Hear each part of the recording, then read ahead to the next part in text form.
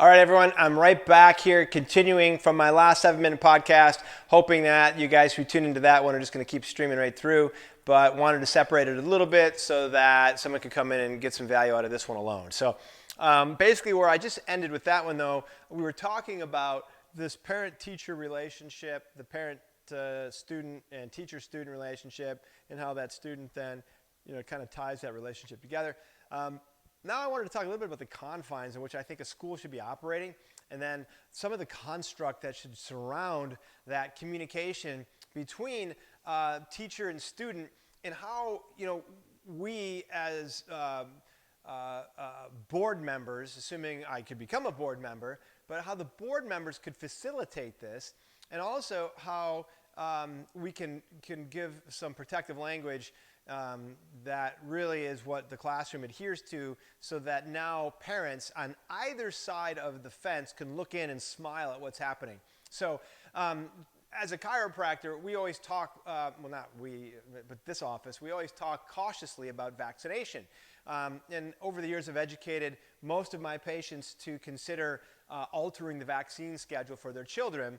And I don't really, I'm not very, I don't communicate strongly with patients about that. I wait to be asked. So some people, they hear what I say. I'm like, yeah, I'm passionate about my beliefs, but I don't want to oppress you with my beliefs. I don't want to force my beliefs on you. That's just not who I am.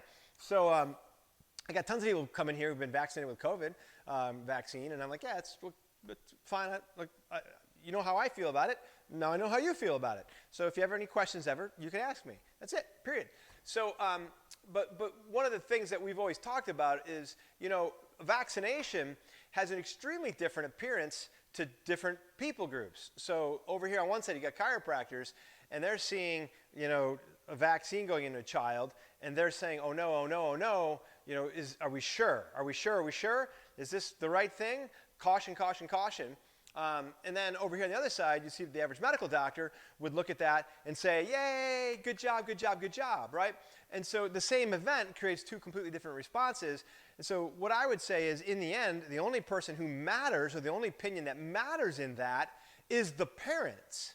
It's not even the child's, because the child is under 18. So if you want to give the child the right to care about that, then you have to change the law, and then the child has to become an adult before the age of 18, which, I think, there are good arguments for that, but I think there are greater negative arguments for that. So that's kind of where I fall on that one.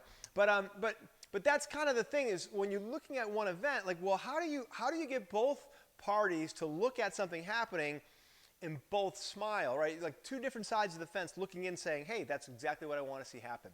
Well, what you do is you take the event that's the critical event out of that umbrella and get rid of it. It doesn't belong there. And so that's kind of how a school should operate. So I think, teachers are amazing people. And just for you guys who haven't heard before, my older brother's a teacher up in Western New York, Buffalo, New York. And I am going to actually post a link to the video, The Great Homeschool Awakening, I think is what it's called. Kirk Cameron video coming out. Because I do think there's value in that. And I'm not trying to run people out of school and tell them to go to homeschool or go to private school. That's not at all what I'm trying to do. I'm actually, because I always wanted to put my kids in a public school for at least their high school education, and I'm not. And I'm mad that I'm not. Like, this is good money I could be saving, but also a nice level of preparation that my kids could get. I just don't think it's the right choice. And I want to get to the point where I can say that is the right choice, and everyone who has their kids in public school is making the right choice. Yes, awesome. And so the piece for that, for me, is one, a student should never know the political affiliation of their teacher unless it's a student government class, and then it should not come with any bias or apprehension from the student's perspective in how they would communicate in that class. So it takes a really spectacular teacher to be able to pull all that off, but I think they exist. So that was one, because that political affiliation really has nothing to do with education. It really doesn't. So, all right, now that said, there's an umbrella that should sit over top of the relationship of teacher, parent, student. That's an umbrella. And in that umbrella, you have this relationship which is designed for the benefit of the student becoming a productive member of society or a contributing citizen who is prepared to make decisions, to think critically, and to address pathways in their life that are going to serve them and the people around them, and ready for the changes that are going to come in the future. But that's all based on an academic goal, not on a, what is my political affiliation? How do I view, something that is a, questionable part of society? Like that's not it. The ability to critically think doesn't mean you actually have to sit there and teach an agenda item. It really is, I have to teach history, wide open history. Nothing hidden history. Like, I am so for that. I'm so against the idea of CRT, but so for wide open history because we learn from our mistakes. Don't go erasing and changing history. Don't go changing any of that stuff. We learn from our mistakes. And don't go judging our past leaders based upon what's acceptable and right today versus, what was then. Like, judge based upon that time. And then, celebrate those who saw the issues with those times.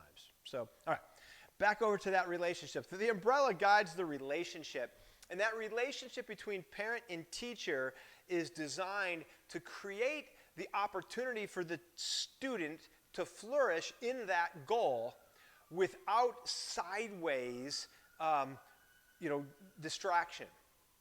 And if outside of school, I am the most, let's say, conservative, right-leaning person and outside of school, that teacher is the most, progressive, left-leaning person in the end, our relationship as it relates to that student should not be hindered by that, even if we know that about ourselves. There is absolutely no reason, because if that teacher doesn't have a platform to speak their beliefs into that child, then I am celebrating this teacher and their willingness to leave those personal beliefs outside of the classroom, and I will surely leave mine outside of that classroom.